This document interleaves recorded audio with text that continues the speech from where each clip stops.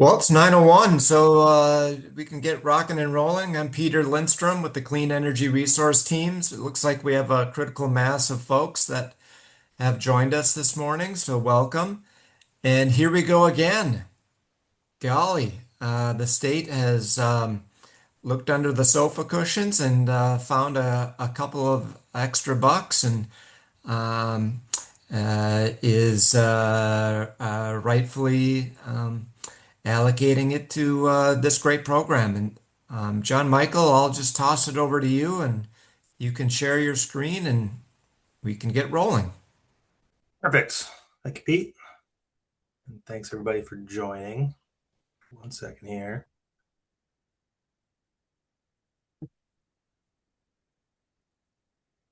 All right. Um, Thank everyone. So this is a presentation covering the new round 5 that went live last week and is taking applications for the next couple months. I'm John Michael Cross. I'm the solar coordinator here at Commerce. I've been the Solar and Public Buildings Administrator since September or so. Though if you worked in previous rounds, Andrew Lisich and Kate Berry, previous administrators, we're all still here at Commerce. We're all in the same cubicle pod. We chat. So if you've worked with one of them before, one, you can still reach out to them, but we can all, work together to get your questions answered. And I'm joined this morning by Dan Oswald, who is the grant specialist on this program. He and I are chained at the hip with this one. And if you've had anything to do with the program or going to apply, you're going to be working with both Dan and myself. One bit of housekeeping is I cannot see the Q&A at all with the way I'm presenting here. So Pete, if something does come in through the Q&A, feel free to stop me. I also can't see you, Pete, so you'd have to just straight up cut me off, and that's absolutely fine. We don't have that much to get through. Will do. All right. Okay, so program basics. This program, again, this is round 5 of the program. The first round was about 2 years ago. It was established in 2023 as kind of a one-off program, which is causing a bit of a problem with the deadline right now, which we will talk about in a second. But Statute 216C 337 is where you can, if you have a question like, why is the program doing it this way? And if it seems, well, there may be things in the statute that requires to do it a certain way. And sometimes if folks ask us, can we do something a little bit different, we'll say no and point to that statute. But otherwise, we try to be flexible and work with grantees within the bounds of the program. This program is for grants to stimulate the installation of solar energy systems on or adjacent to public buildings, right? So it's called the Solar on Public Buildings Program, but we also fund projects that are ground mounted in close proximity to the building. We are through 4 rounds, I think I mentioned. This is round 5. We funded about 230 projects. Most of those got approved in November, December of last year. So they are yet to be built. I think last count, we probably have maybe 30 or some odd completed projects, and the vast majority are getting built this year, possibly into early next year.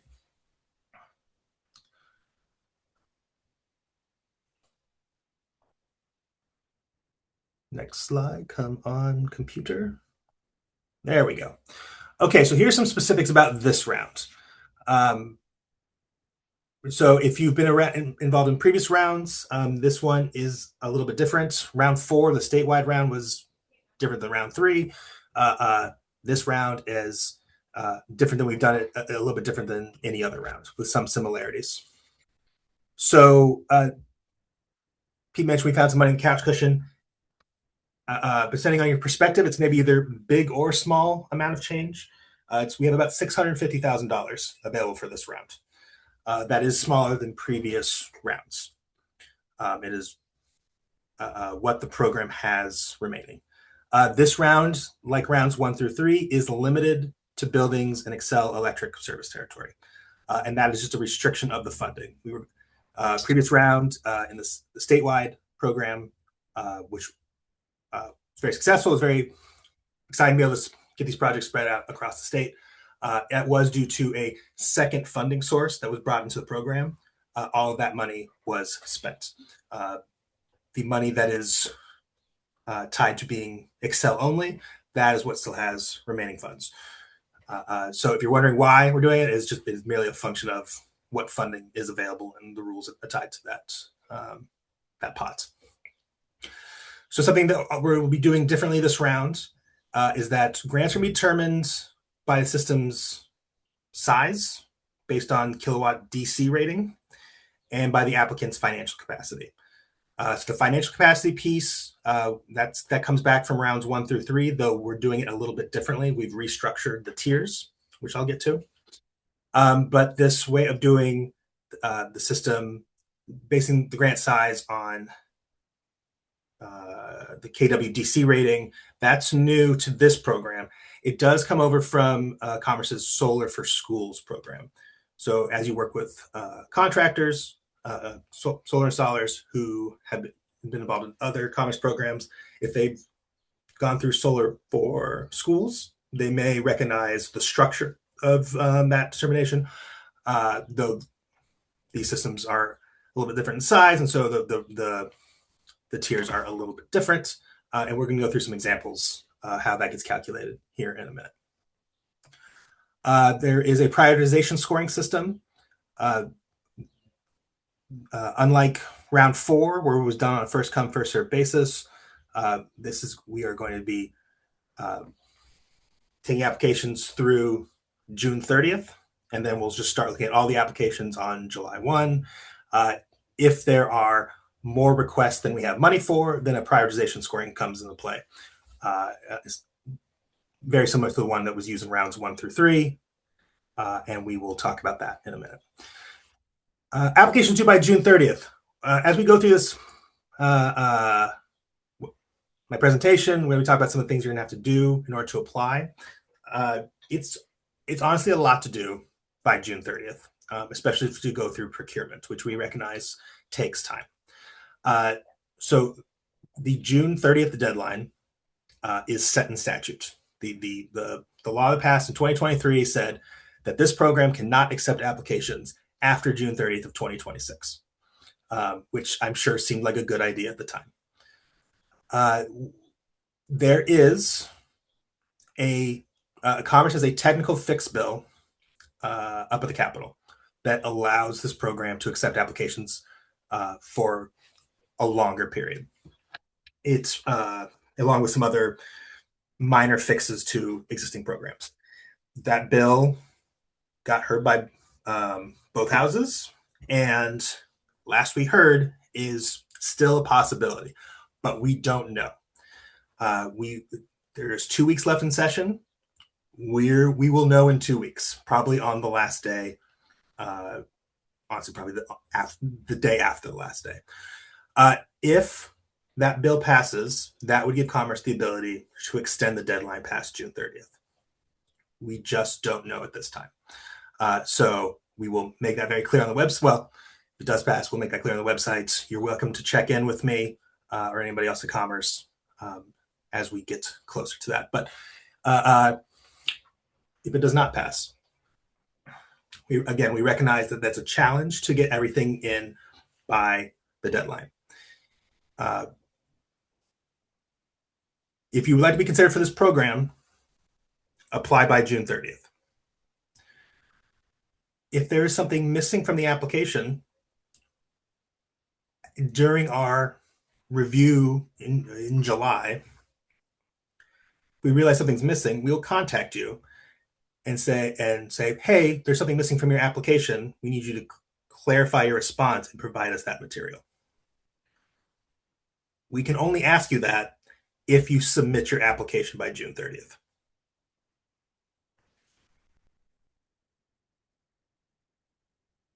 Okay, so program eligibility. This is unchanged. This has been the same for all 5 rounds. Eligible applicants are local governments and tribal nations in Minnesota. In this case, it will be for buildings that are within Xcel service territory, electric service territory. But so those eligible applicants can be, again, tribal nations, cities, counties, townships, local water districts, a variety of other, like soil and water districts. Trying to think who else type of entities have applied. If you're not sure, you feel free to reach out to us, and we can give you a quick analysis of your eligibility before you do other things. Eligible buildings are buildings that are owned and operated by local governments or owned by a federally recognized Indian tribe in Minnesota whose primary purpose is tribal government operations. We've had questions around what does it mean to be owned and operated by local governments? Does that mean that a government agency is housed within that building? No. And also a building doesn't necessarily mean like that's not where somebody works. A building is a structure with 4 walls and a roof. And a operated means the local government receives the electricity bill for that site and pays it. We've had some applicants get creative on what is a locally owned public building, and again, if you have questions, feel free to send it our way. Yes, like things like city halls, fire stations, things like that, obviously fit the bill. But other things would be like a municipal liquor store, a wastewater treatment facility, a well house, things like that. So, again, feel free to get creative, and also feel free to reach out to us to see if we are all on the same page. The solar energy generating system, an eligible system for this program, again, it's on or adjacent to the building, so it can be on the roof, it can be ground mounted. The maximum system size is 40 kilowatts AC, or 120% of the average electricity use of that building, whatever is less. So 40 kilowatts AC, that is for a medium to larger building. Your 40 AC is going to be less than 120% of average annual use. There are tools you can use to kind of calculate that. Or you can also get a sense from contacting developers about what makes the most sense for you. For applying to the system, it's through Commerce's Grant Vantage portal. So it's the same as in previous rounds if you already did some of that. If not, we have a how-to guide attached to the RFP, how to access the Grant Vantage system and how to set that up. If you run into any issues, there is a link to the Grant Vantage help desk. You'll have to set up an account if you haven't done that before. One account can submit multiple applications, but each building should be its own application. And you can submit for multiple buildings. If you do submit multiple buildings, we do ask you to rank those by priority, which will come into play with the prioritization scoring system, which I'll talk about later. But it is one building per application, one solar system per application. Some of the things we're going to ask you for in that application include the capacity of the proposed system in both AC and DC. We're going to have you provide the current energy demand of the building. That will include 3 years of bill history. If the building's been in operation for 3 years, if it's less than 3 years or it's a new construction, you need to provide some alternative paperwork modeling what you might have around what this building's energy use is going to look like. You must provide an estimate of how much energy you expect to save from the system. Again, it's something a developer can help you with. cost of the system and to install it and to also to remove it. One of the things that we require with this program is that every year the system is operational. You need to submit a very simple report to MPCA about any opportunities for recycling panels at their end of life. But so we want to get a picture early on about what are the estimated costs for doing that recycling after the system's 25 years. You will need to have a signed MOU from Xcel on the likely excessive interconnection. It's not the interconnection agreements, but since this is going to be connected to the grid, Xcel is going to need to sign off at some points. What we've worked out with Xcel is this two or three page MOU. It's a form that they're familiar with. That Xcel just kind of gives a very quick glance at the grid capacity at your location and says, like, yeah, it's this the system size you're proposing that shouldn't run into issues with the grid here. Or they say, oh, we're gonna have this project wouldn't be able to move forward without expensive grid upgrades. And so we want to just kind of catch any likely problems early on because a $150,000 solar system, you're probably going to not want to move forward if it's going to require $200,000 worth of grid upgrades, right? So just trying to catch those potential problems early on. To get that signed by Xcel, they in our application, they list a standard email address for Xcel, solar requests to send that to, but also send it to your key account rep. See if they can help you get it started. If you have any delays or feel like you're not getting the kind of progress from Xcel that you want, reach out to me. I have some folks I can get a hold of over there and try to get things unstuck, which do happen from time to time. Another thing you're going to need to provide is a proposed contract between yourself and the solar developer. So you've identified who's going to install your system. You have the bid and all that. Don't sign the agreement with them, but kind of have it ready to go. Submit that with the application so that we can review it. Okay, so maximum grant amounts. So what are you eligible for? So there's two pieces to the calculation. The first is the financial need determination, which again, if you were involved in rounds 1 through 3, may look familiar. So we use a thing called adjusted net tax capacity per capita. So we get these numbers from Department of Revenue. In previous rounds, we had tiers 1 through 5. This round, we just have 1 through 3. But they're not the same tiers 1 through 3 as last time. Basically, what has happened is tiers 1 and 2 from the previous rounds have been merged to tier 1. So if you were in tier 2 in a previous round, you are now tier 1. The new tier 2 is the old tier 3. And the new tier 3 is the old tiers 4 and 5 merged together. If that sounds like gobbledygook, don't worry about it. That's really for people that may have had a previous tier, and I want to make clear that you know that your tier might have changed.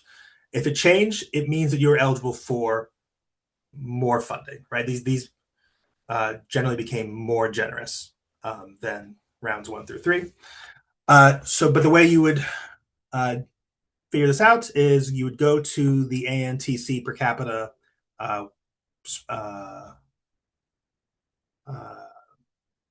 it's a PDF, just has a long list of communities in the state that includes cities, towns, counties. If you are one of those, if you're like a soil water district, the calculation's a little bit more complicated. You could reach out to us and we could help you figure that out. But you just find your number. It's going to be somewhere, maybe it's under 2,000, maybe it's, whoops. Whatever it is, you look it up, and then wherever you fall into these bands, that is then the amount of the grant you'd be eligible for up to that cost, up to a certain cost. So if your ANTC is $1,000, you are eligible for up to 70% of projected project cost as a grant, down to 60, and then 50 for tier 3. But then that's part one of the formula. The other part is going to be the your system size.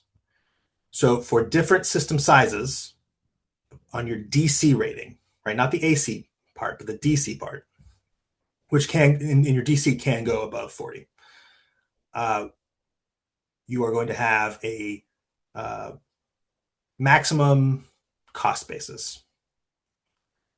So I know this chart looks a little complicated, but if so, in the left side, there are different groups of project sizes, right? So something that is less than 15 kilowatts DC, projects that are between 15 and 35, between 35 and 45, and then between 45 and 55. And the idea is that as projects get a little bit bigger, we expect the cost of the project to go down a little bit, and we adjust the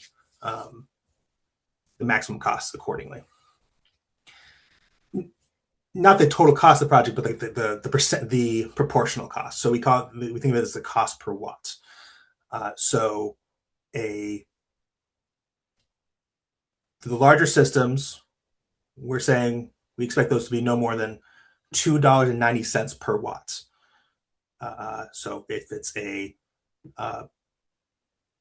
100-watt system, which is very small, we were saying that would be expect that to be $290, right? Like that's the and developers are very familiar with these kind of numbers, and so hopefully it will make sense to them. We can talk more about that if it's confusing. But if you are so, if we expect a project to cost no more than $2.90 per watt, then your 70% tier 1 grant rate would be $2.03. I have some examples on the next page. Let's go there. That might make a little more sense.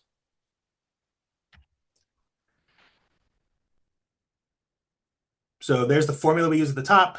System size times 1,000 times your grant rate equals your total maximum grant. So if it is example 1, 40 kilowatts AC, let's say a 53 kilowatt DC, that's a pretty common ratio, and you're in a tier 1 community. So we would take that DC number, 53, times 1,000, times that 203 figure, because that was the grant rate for a tier 1 system of that size. You multiply those together, you get $107,590. So your grant will be for 70% of your project costs up to $107,590. Example 2, a 20 kilowatt AC, 25 kilowatt DC project. Again, that's a pretty common ratio in a tier 2 community. So if we go back to the previous slide, we can see that a tier 2 grant for a project that is, so we're getting 25, so we go to that 15 to 35 band, go over to tier 2 rates, that's $1.98. So we add that grant rate of $1.98 to the formula, multiply that together, it's $49,500. Because it's a tier 2 project, the maximum project cost is 60% of total costs, the maximum grant, I should say, sorry. So your grant is up to 60% of project costs, up to $49,500.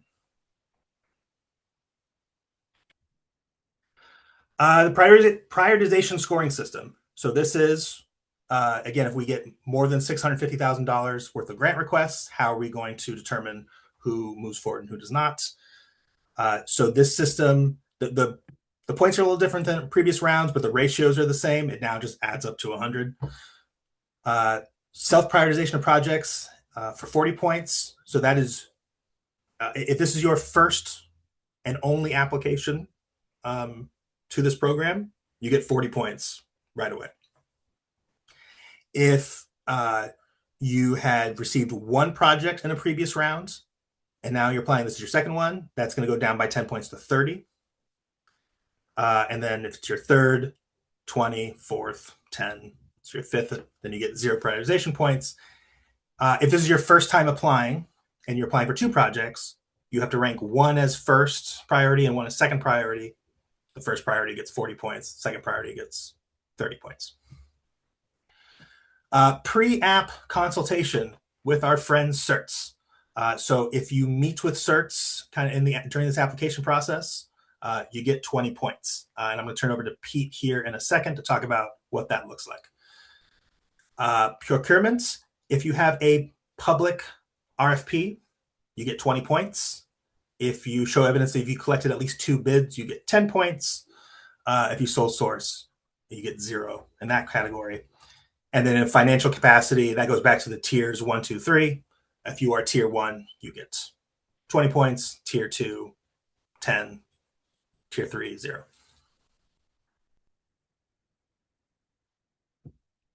Direct pay tax credit. So in the previous round, you were required to make a commitment to file for the tax credit. You do not have that requirement for this round.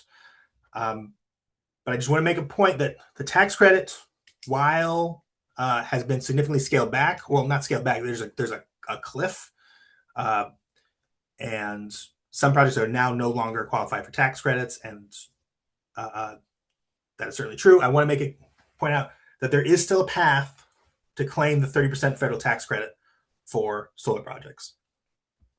As local governments, you are eligible for something called direct pay. So even if you don't file for taxes, you can still use direct pay.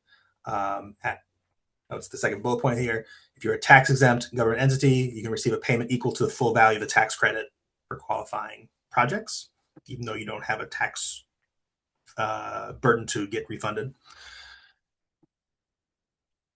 So you are eligible for maybe to claim 30% of the project's costs, or possibly more if you factor in some bonuses. Your state grants and your federal tax credit cannot add up to be more than 100% of the costs, right? If you got 40% from the government, from the federal government, and 70% from us, you would need to refund one of the two.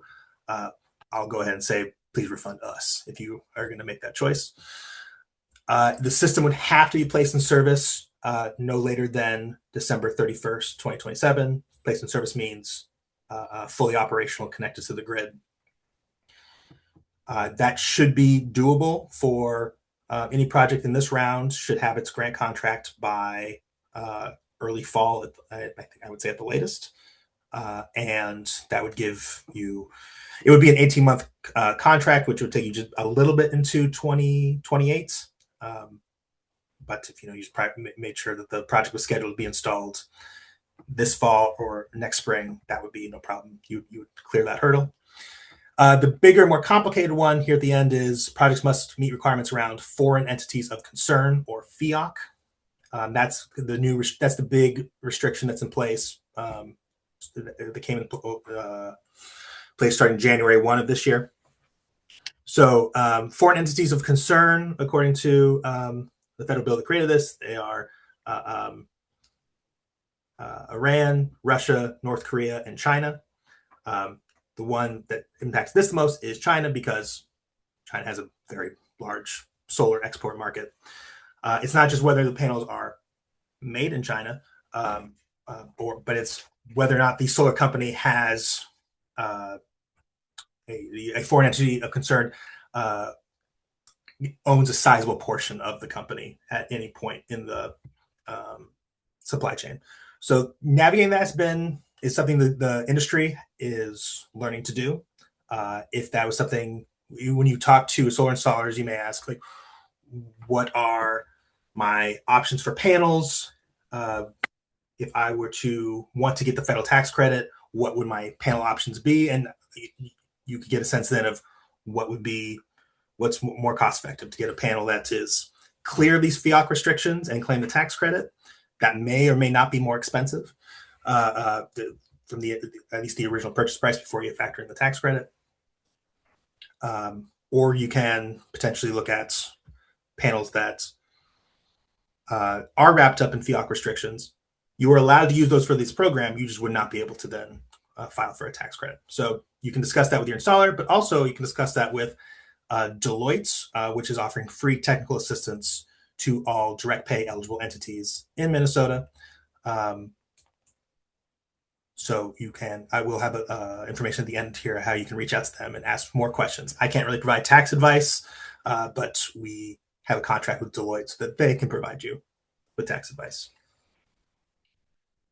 Almost at the end here for how to get started. Uh, Again, the RFP is available as of last week. Feel free to click on it and open it. It is 25 pages, but at least half of that is just the application questions and some boilerplate. Try again. Siri doesn't like me talking. So take a look. It's if you can skim the 25 pages to get the information you need most. And contact certs. So maybe Pete, I'm going to throw it over to you here about what are folks' options for setting up a free consultation with you all.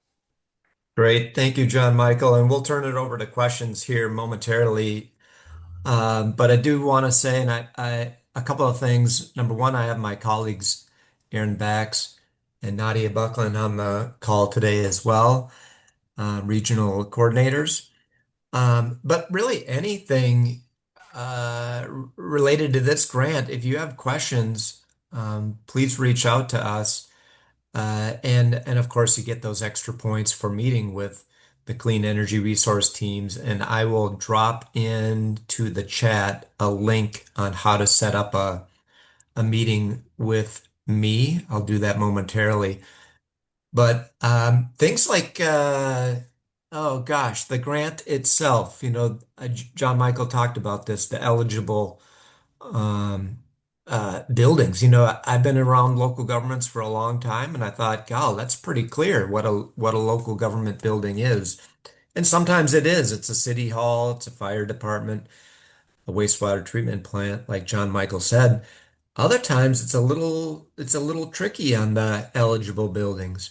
And again, if you have any questions about, gosh, on the eligibility, just reach out and ask the question, and we'll get it nailed down. Maybe it's a county-owned ice arena that is leased out to the local hockey club. Maybe it's a city-owned property that doesn't have anything on it, but except maybe a shed or something like that. And you just want to double check. You think it's eligible, but you want to double check, and that's always a good idea. And so just reach out to us, and we can help get those answered. Maybe you have questions about the tiers or what the deadlines are for this grant, things like that. Site selection, we can help with that. Do I put it up on City Hall or do I put it out on the ground by the fire department? Which one's better? We can help work through those questions, and we can kick out a PV Watts report. A PV Watts, a helpful tool that talks about solar suitability, what the expected production of an array at that location might be. Certainly questions around procurement. Who do we hire? We're out here in southeast Minnesota. Who are the companies that will come out to my city, my county, my tribal nation to do this type of work?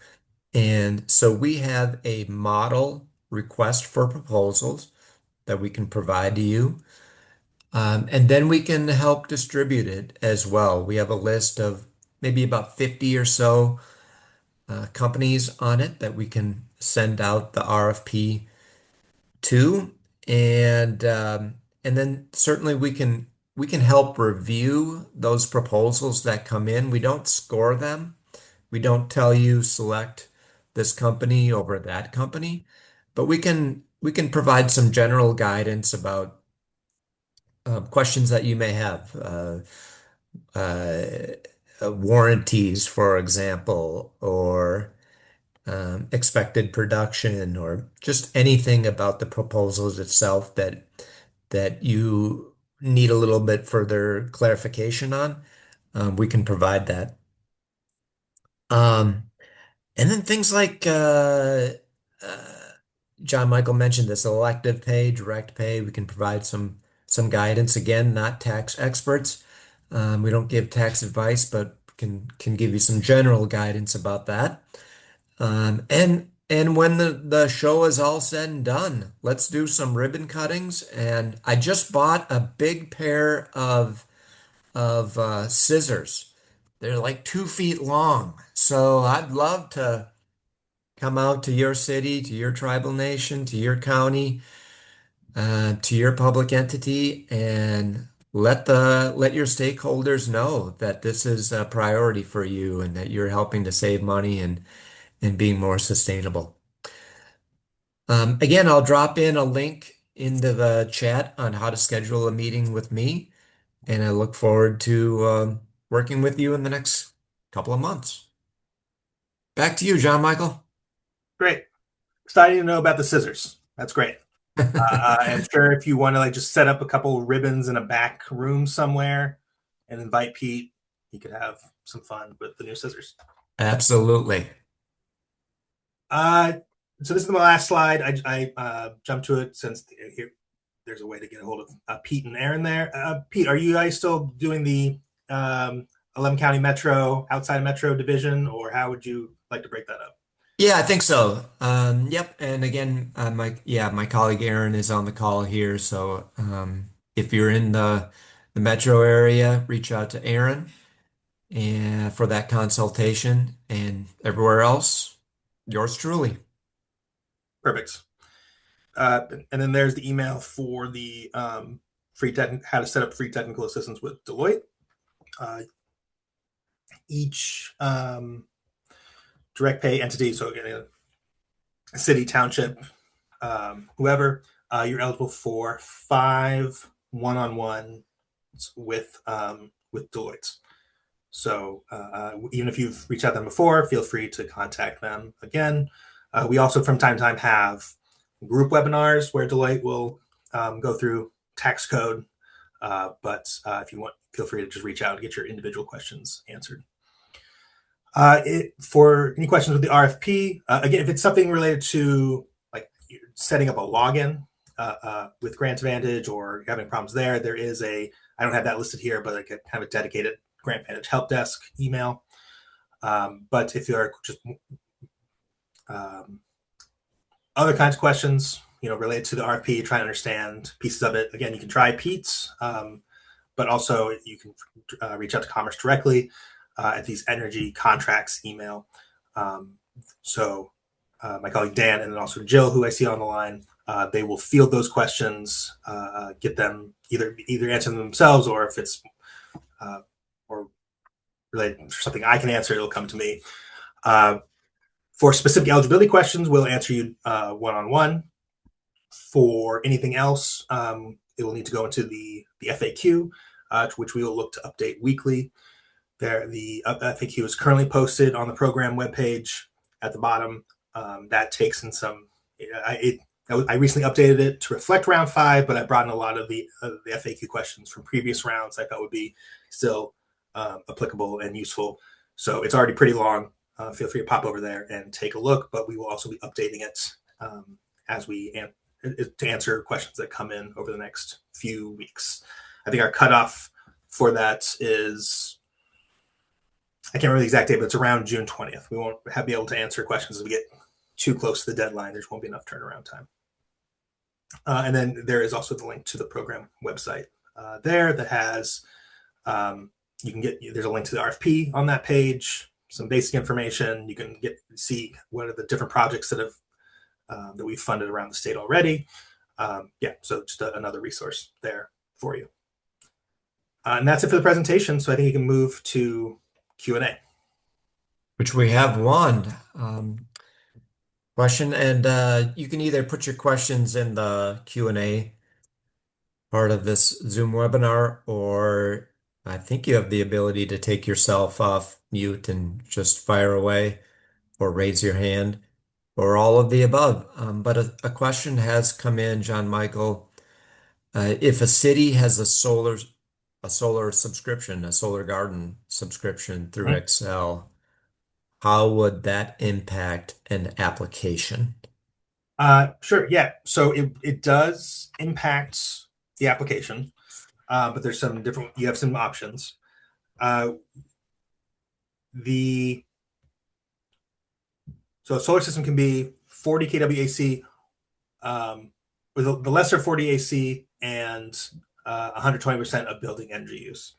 So um, the solar subscription acts as we go. Like we have to use a calculation. Like you already have solar on that property, and so you're already like maybe even all the partially or all the way meeting your 20%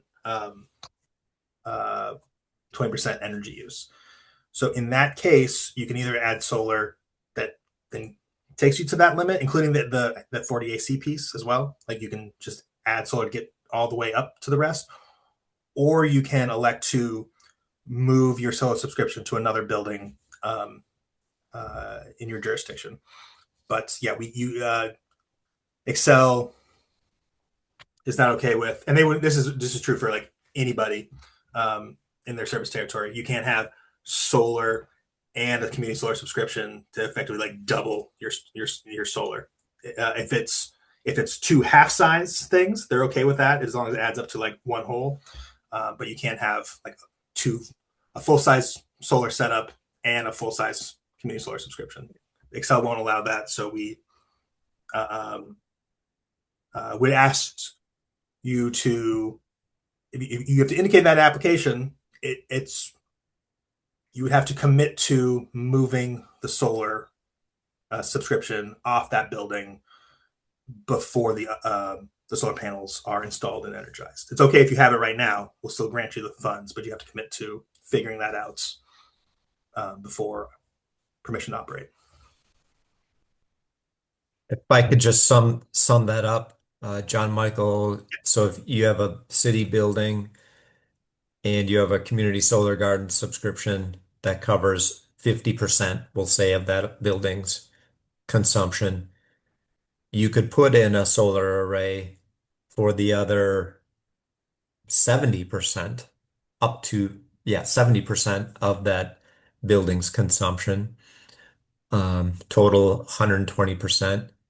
Alternatively, you could take that 50% community solar garden subscription and say, we're not going to put it here on this fire department anymore. We're going to put that towards streetlights or the wastewater treatment plant, and then free up that building to have a larger solar array.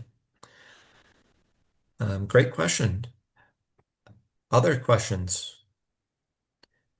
See one here, Pete, about the slides.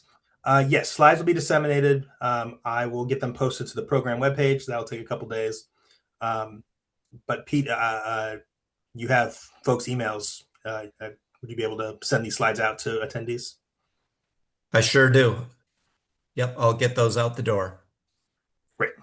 Will they also be on the grants web page, Sean They'll be on the Michael? program webpage. I don't know where else they'll go. I'll work with the team here and figure out what I I forget how we normally do all these things. We'll get them in your hands some way, somehow.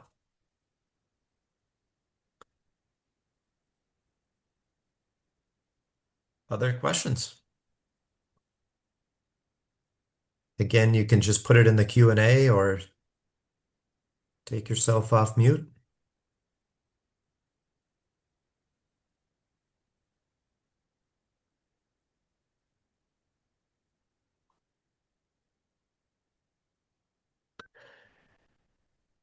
Well, if you think of anything later on, reach out to myself, reach out to Aaron, reach out to Nadia, or other certs folks, or the state directly, and we'll get your questions answered. And our job is to get you over the finish line. And any way we can do that, we'll certainly do that. Oh, And I here's one see more. me. All right.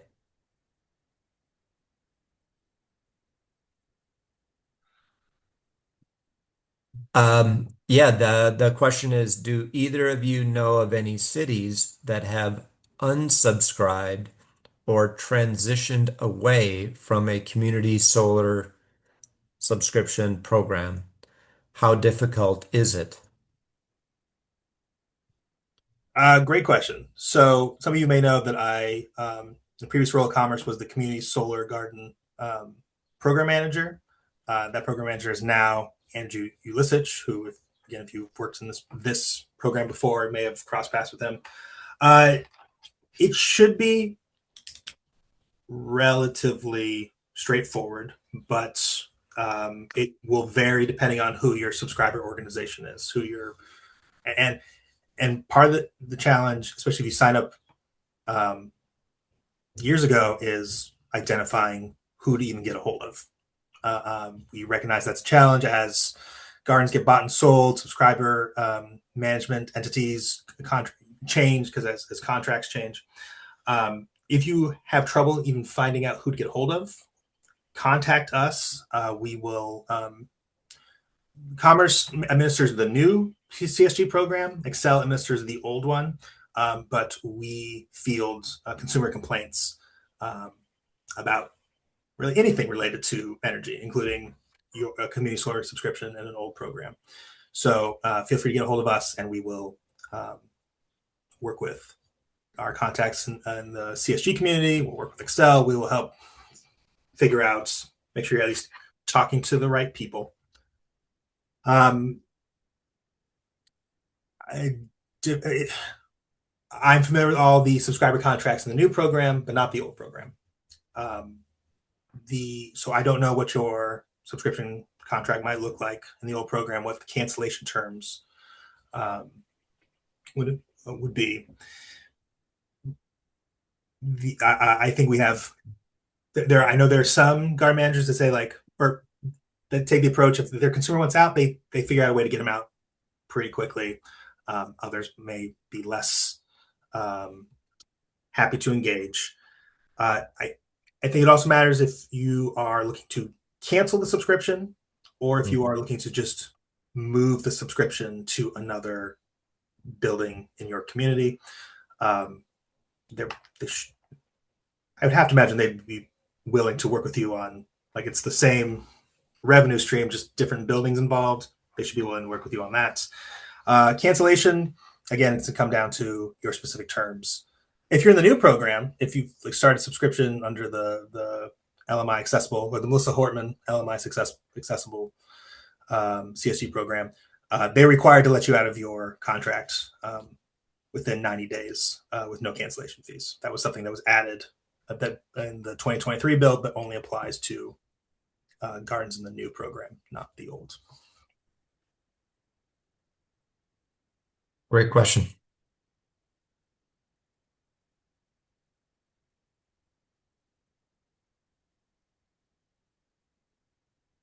Others?